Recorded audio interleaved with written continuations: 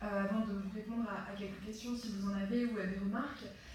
On l'a tourné, donc comme Maïmouna l'a dit, c'était d'abord son idée sur laquelle je me suis greffée, parce que très intelligemment, je me suis rendu compte que j'allais avoir une année très chargée scolairement, et je me suis dit que ça me prendrait peu de temps et que ce serait un petit projet facile de tourner un film.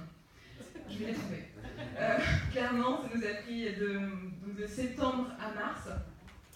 Et donc l'idée, c'était vraiment de montrer la vie de ces femmes dans ces villages, une vie qui est difficile, mais de montrer qu'en même temps, il y a énormément d'espoir et que ce sont des femmes qui ont beaucoup de pouvoir, beaucoup de force, beaucoup de responsabilité aussi, puisque c'est quand même cette contradiction entre des femmes qui sont assez soumises encore et qui manquent d'indépendance et en même temps des femmes sans qui la famille et la société ne tiendraient pas, qui soutiennent tout.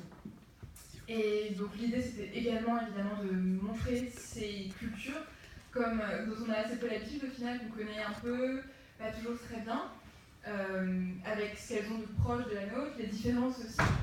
Et du coup c'est pour ça qu'on l'a présenté déjà plusieurs fois, et je vais essayer de Maïmouna vous parler un petit peu plus des diffusions qu'on a faites. Merci.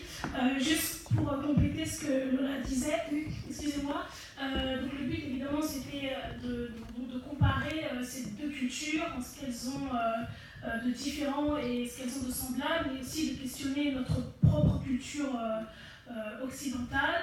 Et aussi, si on a, parce que comme vous l'avez remarqué, on n'est pas du tout dans le documentaire, on n'entend pas nos voix et pourtant on est tout le temps présente. Le but c'était vraiment de mettre en avant leurs paroles à eux et de ne pas faire preuve d'ethnocentrisme, c'est-à-dire de ne pas se dire que nos valeurs occidentales concernant la femme sont meilleures que les leurs et donc leur imposer une certaine position. Donc voilà, c'était juste pour dire ça. Alors au niveau des diffusions, aujourd'hui c'est notre 8e diffusion. Donc la première diffusion a eu lieu le 8 mars, Journée internationale du droit des femmes, donc à la mairie du 4e arrondissement. Ensuite, alors tu vas m'aider, mais ensuite on a eu une diffusion dans le 14e avec l'association du village Saman Sénégal de Marie-Hélène Mallet qui est dans la salle. Merci beaucoup Marie-Hélène.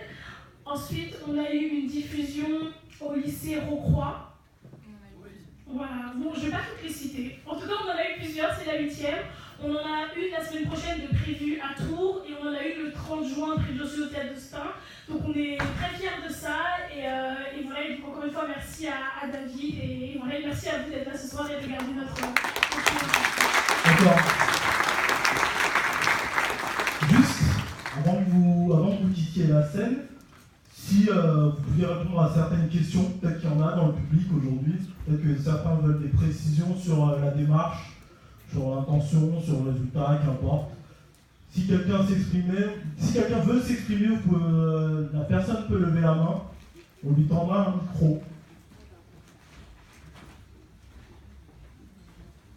Ou pas, hein, Ou pas. C'est peut-être très clair. Pas de soucis, tout était dit, je pense, hein, si c'est comme ça. Ah, si, involontaire, merci de ne pas vouloir m'humilier.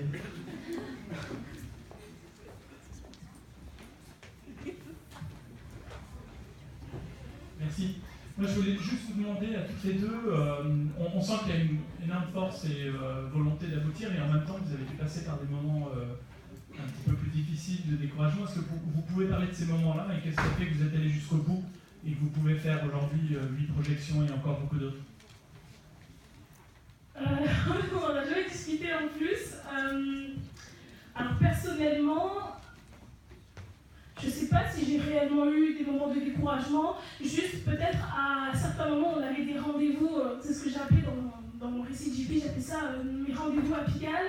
On avait des rendez-vous avec Lola et David. Au début, c'était des rendez-vous mensuels, et puis quand la date butoir approchait, c'est devenu des rendez-vous hebdomadaires. Et en fait, c'est quand je me suis rendu compte qu'en vérité, le travail allait être très long. C'est-à-dire, moi, je suis naïve, j'ai jamais touché à ce milieu-là, donc je pensais qu'il suffisait de prendre des vidéos et de les coller bout à bout, et c'est fini. Je pensais que c'était comme ça qu'on faisait un film. Et en fait, c'est pas du tout ça, c'est beaucoup plus long que ça. Enfin, rien que sélectionner quelles parties on allait devoir mettre et lesquelles on allait enlever. Enfin, à chaque fois, c'était un déchirement pour moi. Je pense que David et Lola peuvent en être témoins de toutes les choses qu'on a dû couper sur les parties du Sénégal. On se disait, mais non, c'est pas possible, on ne peut pas les enlever. Et voilà, moi, c'est vraiment ça, c'est de me rendre compte que le travail allait être beaucoup plus long que prévu. Et voilà, mais jamais je me suis dit, bon, allez, on laisse tomber, on laisse traîner. Non, ça non. Oui, dire rapidement, c'est un peu la même chose. Il y a pas, je crois qu'en fait, en plus dans mon cas, à l'origine, je m'attendais pas à grand chose. Je savais pas du tout dans quoi j'avais mis les pieds. J'avais jamais monté une vidéo, à part sur Windows Live Movie Maker, c'était pas franchement la même chose. Et donc je m'attendais pas à grand chose et je crois que c'est l'inverse qui a eu lieu, c'est le phénomène, on se rend compte que petit à petit, ça prend forme et ça devient plus grand, plus beau que ce qu'on attendait. Et je crois qu'il y a eu quelques moments, pas de découragement, mais on s'est demandé si on allait tenir les dates par exemple. Peu de temps avant le 8 mars, on avait des difficultés à trouver une salle, des difficultés à boucler le docu.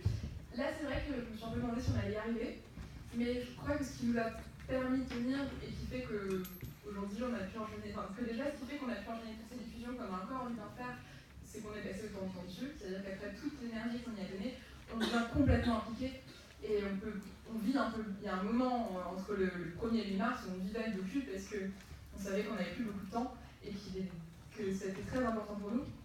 Et je pense que c'est ça qui est le plus important, c'est de voir que le projet en fait peut devenir très grand alors même qu'on n'a aucune expérience, simplement parce qu'on a les bonnes aides et la volonté d'y aller.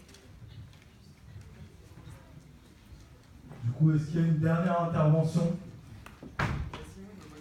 Ah.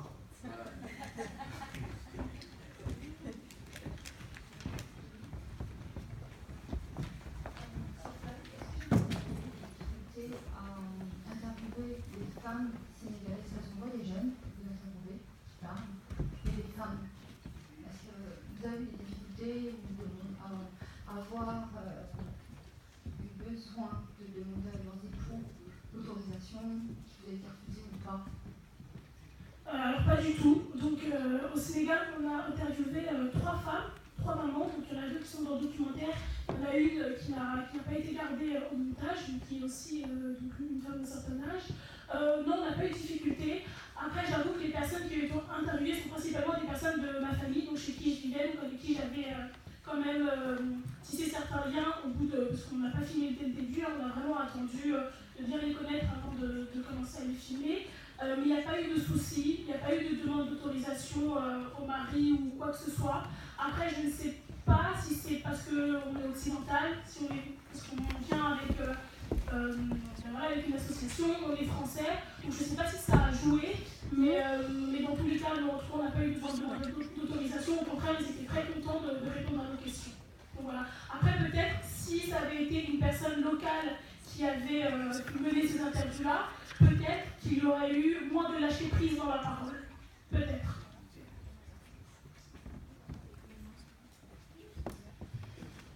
Écoutez, s'il n'y a pas d'autres questions, on va vous remercier. S'il y a certaines personnes dans la salle qui ont des idées de salles ou de lieux où on pourrait diffuser, n'hésitez pas à venir nous voir.